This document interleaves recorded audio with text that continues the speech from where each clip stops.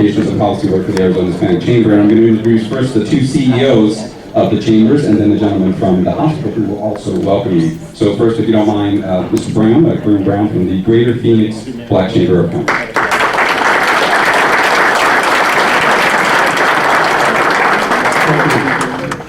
Just wanted to take a second to welcome everyone.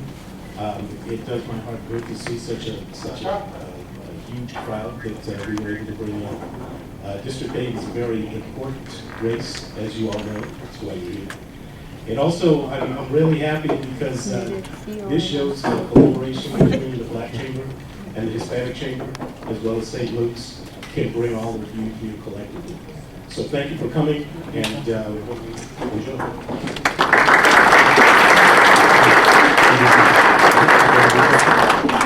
Thank you, Carol Gonzalo de la Molina. I have the opportunity to serve the Arizona Hispanic Chamber of Commerce. We also operate the Minority Business Center. We're honored to have you all here today. As a resident of District 8, I'm personally vested in this dialogue and discussion. We're wishing the candidates a healthy debate this evening. And we're really excited to have you all in our presence. And thank you to the Black Chamber and Kerwin's leadership, and also to the folks at St. Luke's. Couldn't do this without y'all. So I'm going to pass the mic. Helden Arcila, please. Good evening, everyone. Thank you for coming out. This is a very important event. Although it's a little stuffy in here, it's a lot cooler than it is outside. So, St. Luke's for over 100 years has been a cornerstone of the community. Just a little bit longer than the district, I think. So we will continue to be here and be a community partner. And thank you again for coming out to this very important event. Thank you very much. And then finally, I just wanted to introduce our MC, who will go right down the line and have the candidates introduce themselves. Ladies and gentlemen, 12 News anchor reporter and the anchor of Sunday Square Off, Brian Resnick.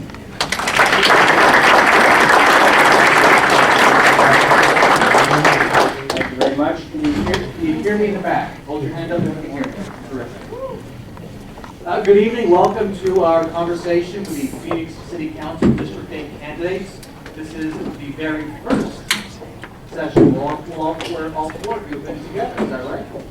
Obviously, a lot of interest. I look out and see a very diverse crowd here tonight. This is going to be really interesting. I'm going to start with the ground rules, let you all know how we're going to proceed tonight. The candidates will each have a 2-minute opening statement. Then I have 4 chamber questions for the candidates supplied to me. The candidates do not know what the questions are. Then we will take your questions, which you've already provided on 3x5 note cards. Again, the candidates will have 1 minute answer. So we have a 2-minute opening statement, and then each question after that, 60 seconds.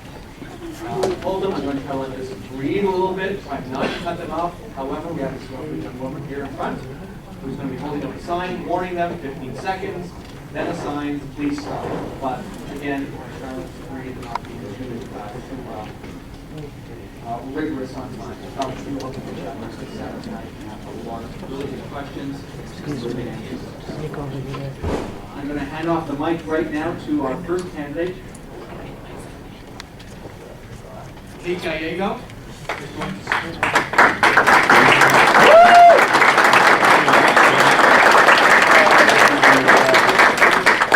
Lawrence Robinson.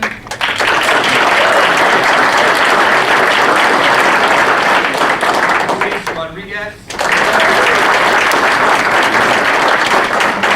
And Pastor Warren Stewart.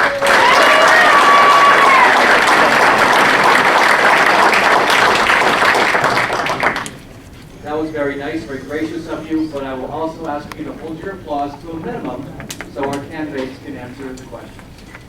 We're going to start with Kate Gallego. You will each have a 2-minute opening statement. Ms. Gallego, please proceed. Hello, I'm Kate Gallego, and I'm hoping to be your first ever Phoenix City Council District 8 Councilwoman. District 8 is a diverse district that includes amazing assets like the airport, the light rail, wonderful people, and South Mountain Park. But we also face a lot of unique challenges. I'm focusing my campaign on 3 main issues. creating the jobs of the 21st century, investing in infrastructure, and fighting crime. I believe I'm the best candidate to do this because of my experience. I work in economic development, trying to bring good jobs to the community. And I hold an MBA. I've run a small business, and I understand what it's like to do business in the city of Phoenix. I also understand why businesses decide to move into the city of Phoenix, and sometimes why they leave. We need good jobs in our community. I don't want Walmart to be the leading employer. I want to bring high-wage jobs with health care, and to do that, we need to invest in infrastructure. We need high-speed fiber. We need to build light rail to South Phoenix, and we need to build the 202 freeway. We also need to make sure we have a safe community. It breaks my heart when I knock on someone's door and I meet a grandmother who's afraid to answer the door because she's been burglarized twice already this year. People deserve to be safe in their own home, and we need to make sure that District 8 gets its fair share of Phoenix police resources. We need to make sure we invest in hiring more police officers as well. I have the background to do that because I've been very involved with the city of Phoenix. I'm the only candidate who's led several commission efforts, and I've been involved with the City of Phoenix budget process, trying to make sure we get our fair share of resources. I look forward to sharing my ideas and my vision for the future. I want to thank you all for braving the heat to come out and join us for this debate here today, and I look forward to answering your questions.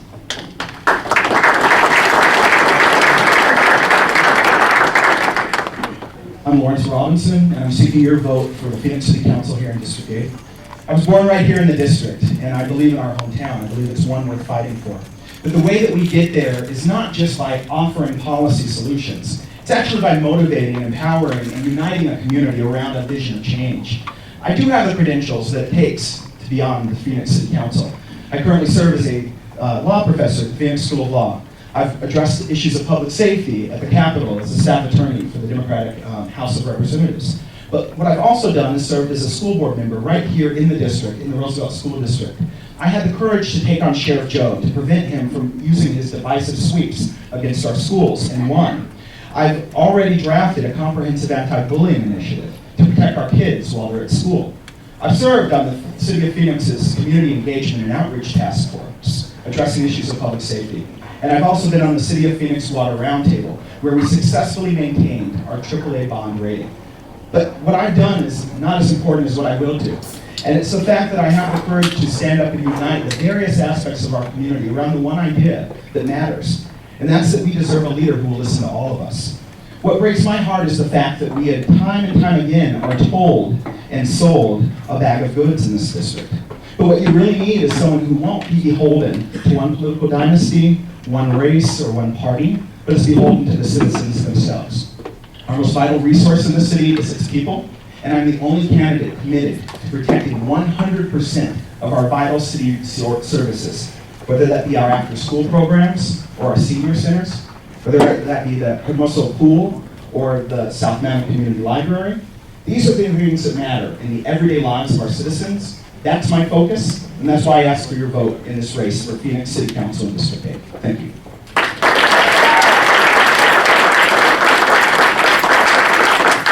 Good evening. My name is Luis Rodriguez, and I'm a candidate for District 8 in Phoenix City Council. Before anything, I would just like to ask you for your prayers for the 19 firefighters and their families that lost their lives in Prescott by the fire. First of all, I was born just down the street, right by that church that you see on 60th Street in Buckeye. It's interesting that this forum is here because my dad worked here for 28 years before he retired. He worked in the surgery department, and he operated the heart-lung machine. I've lived here all my life.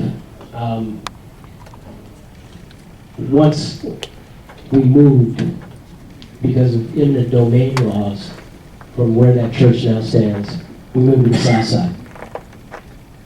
That was the coercion of government on people. And that's what I want to fight for, is for the people who have what they have, and they should keep it, and not have the government dictating for what they will or will not do with their property. I think that Phoenix certainly needs economic activity. The way we do that is to provide what government is there to provide: infrastructure, security, and the rule of law. With those three things, businesses can flourish. Nobody wants to start a business where there's no security, where there's a lot of crime, graffiti, vandals vandalizing their property. Those are the things you have to take care of first and foremost. In the city, we've had proposals for more police and more fire. We have the food tax that was supposedly intended for that purpose specifically.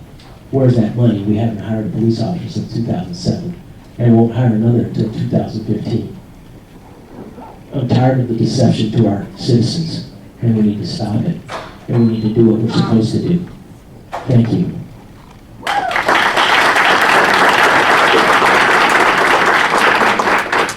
To our moderator Brown, and to our host, to Mrs. Gallego, Mr. Robertson, Mr. Enriquez, to you, thank you very much for coming here on this night. And I too ask us to continue to pray for those firefighters' families and those who are still fighting on the line at this very challenging time in the lives of all of us.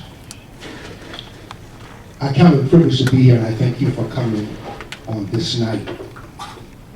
My campaign is all about building relationships. It's all about building bridges and connecting one with another.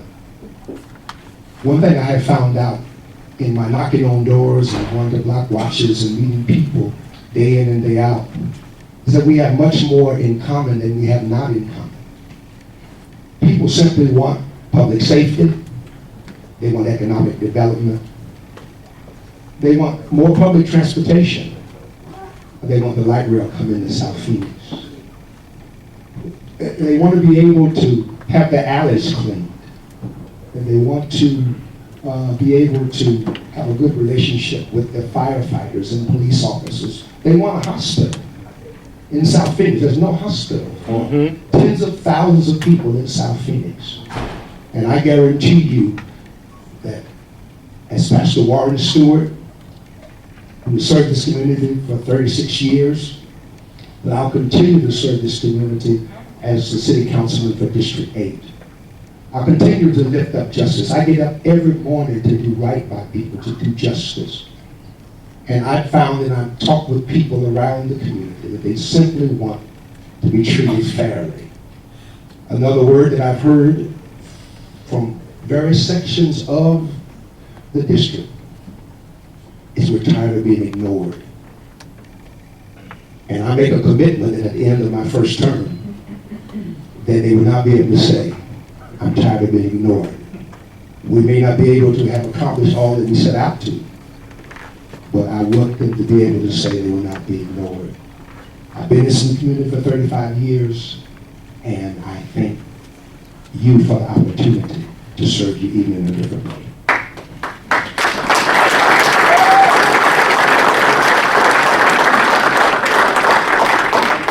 Opening statements, I would ask the audience to please remain courteous.